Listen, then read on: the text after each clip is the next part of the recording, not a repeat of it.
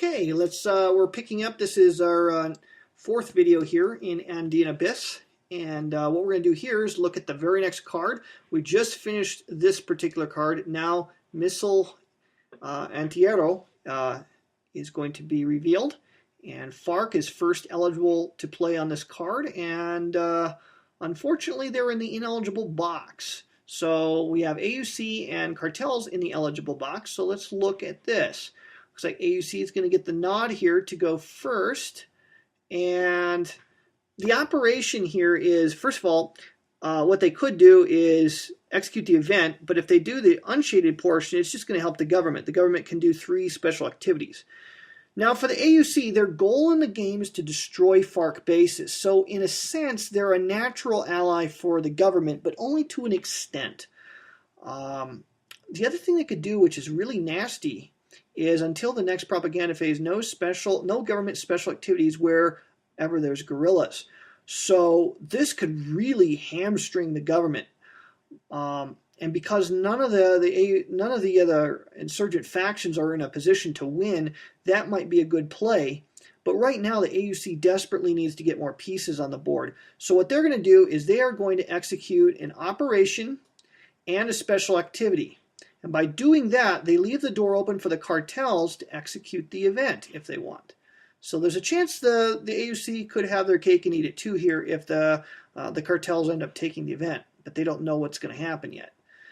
Whenever you rally, let's go through how this works here. Rallying is how you put new pieces on the board. So here's how it works. For the AUC, they have to do it in a department or city without opposition. You never rally on a lock, okay? So it's got to be a department or a city that has no opposition. So they can essentially rally wherever it's neutral or whether there's support. So it's going to cost them 1 resource per space. So we want to rally in Antioquia. We want to rally in Atlantico, Santander, and that'll be it. We're going to rally in 3 spots, so that's going to cost 3 resources. 1, 2, 3. Then, in each space where you're rallying, you place 1 guerrilla. Or, and I'll explain what the or is in just a second. We're going to go ahead and rally 1 here. So we're going to dispatch a AUC guerrilla to Atlantico. Right, that's the best we can do there. We'll get rid of the pawn. Or if you have more than one guerrilla in an area, you can replace them with a base. So if I had 2 guerrillas here in Antioquia, what I could do is I could establish a base there and remove the 2 guerrillas. But again, bases without guerrillas are very vulnerable. So we don't really want to do that even if we could here. Actually, right now we only have one guerrilla, so that option's not available to us. The other thing that we could do is we could place guerrillas up to the level of population plus the number of bases. So the population is 2, there's 1 base. Well, guess what? That allows us to put 3 guerrillas there. So let's go ahead and do that. And Control 6. So we got 3 fresh guerrillas placed, and new guerrillas are always placed in their underground side. And we'll delete that. The other thing you could do, conceivably, if you have a base in an area, you could take up to all of your on-map guerrillas from wherever they happen to be on the map and place them in that area with a base that has a base and place them on their underground side. That's a way that you can get your guerrillas underground again once they've gone active. This game is a little bit different from Labyrinth. Labyrinth is pretty easy to get your terror cells sleeper mode again, but in this game it's a little bit trickier to get your guerrillas underground once they've been exposed. So in Santander, we're going to go ahead and place 1 guerrilla there. Next, we can do a special activity, and when you rally, the special activity that you can execute is extortion.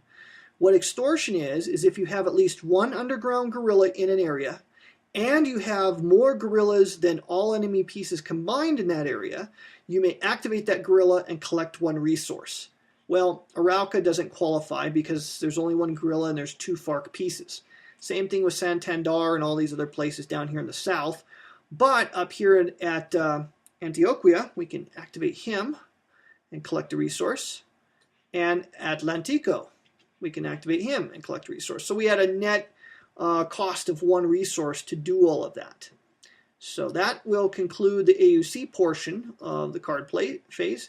So let's get rid of the movement trails. And next up to play is going to be the cartels. Now they could execute the event, which would actually be very beneficial to them because the government is really being a pain in the neck, ruining its base opportunities.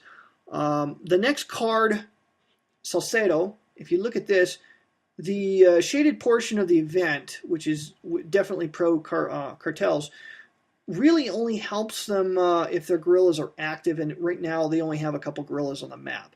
So I'm going to go ahead and say that the cartels are going to execute the event, and that is going to have a huge impact on the game. Because until the next propaganda phase, the government will be unable to use its special activities in the same area as cartel guerrillas. So as long as the cartels have a guerrilla in an area, or if there's another insurgent faction with a guerrilla in an area, they're going to be safe from eradication and so forth. So they execute the event, and in case you didn't notice already, when you execute an event, it doesn't cost you any resources. So only taking operations costs you resources. So that ends the card play, and now we move on to Salcedo. And we reveal Gramaje underneath it. Cartels are ineligible to play right now because they acted on the last card. So government looks like is going to get the nod here. It says all cartel guerrillas to active, free assault against cartels in each space. So this was the cost of the cartels playing that card. It's going to give the government an opportunity here to wipe out the Cali drug cartels. So the government is just handing it to the cartels right now because right now FARC hasn't really done anything to make a huge threat. So the government is going to execute the event. All cartel guerrillas go active, both of them. Cartels flip all the guerrillas to active, and then free assault against cartels in each space. Well, the only space that's going to matter is Cali. To do an assault, you eliminate 1 piece for each troop cube there, and there's 4 troop cubes. So that piece goes away, as does the bases. So the Cali cartel has been KO'd. So there you go. And the cartels, wow, really getting hammered here in the opening phase of the game. And again, that doesn't cost any resources for the government, but it does allow FARC to execute an op and a special activity. But before they take that move, they better look at the next card because they're first eligible on it. What does it do? The shaded portion says cartel transfers 3 resources to FARC for each. Well, you know what? FARC doesn't need resources right now. So even though they're first eligible on the next card, they may want to go ahead and, yeah, they're going to go ahead and take this opportunity to start getting some of their guerrillas on board. They don't have a whole lot of their guerrillas on board. And because they have a ton of resources, they are going to rally every place that they can possibly rally, and it'll pretty much put all of their available guerrillas onto the map. So we're going to rally in all these places. In order for the FARC to rally, they have to rally in areas that have no support. So it has to be either neutral, or it has to have a either passive or active opposition. So they can rally here in this one because this one's neutral, and they can rally up here. And I think that's going to be it. Okay, once again, here's how rallying works. Find the button here. Okay, when you rally, you place 1 guerrilla unless you want to place a base in that area. So let's see here. Whoops, that's the wrong color. It's the button there. It's Control 4. Okay, so we put 1 up here in Nariño, and I'm going to leave the, well, let me count up the pawns and subtract it now. It's 3, 4, 5, 6, 7, 8, 9, 10 pawns. So they're at 23. They go down to 13. That cost them a bunch of resources to do, but they're going to get some of that back because they will be able to also extort. So now we can establish a base in Huila, but once again, they need, it would take both of these guys off, and they really need to have guerrillas protecting them. So instead, we're going to place 1, 2, 3 FARC guerrillas in Huila. And we'll delete the pawns as we establish them here. Put one down here. And in Meta West, we can put 2 for because of the population. And we have a base there. So this is the prelude to a big push by FARC to try to start taking the war to the government, because they know that with the cartels smacked down, the government's going to start coming after them. So I'll put 2 more down here in Guaviare. Let's see how many we have available yet. In Vassal, it calculates it for us. We have 9 left available. Okay, we got enough. Put 2 here. So that's gonna give the FARC a really strong position. Put 2 up here. And let's see. 2 here. By the way, if you ever wanted to rally in a particular location, but you didn't have enough guerrillas available, you can always remove guerrillas or any of your pieces from, at any time you can remove pieces to put them in your available box. Even if it's not your turn, you could build them elsewhere, etc. And I'll build one here.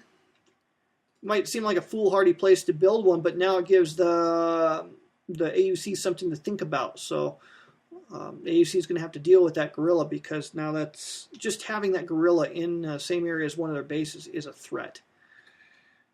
And we'll put one up here in Cesar. So get a little presence going up here in the north, and that leaves only 1 guerrilla left in the available box. So that costs 10 resources, but now we can extort. And the same rule as with the AUC. You have to have underground guerrilla, and you have to have more guerrillas than enemy pieces. So they can extort here for 1.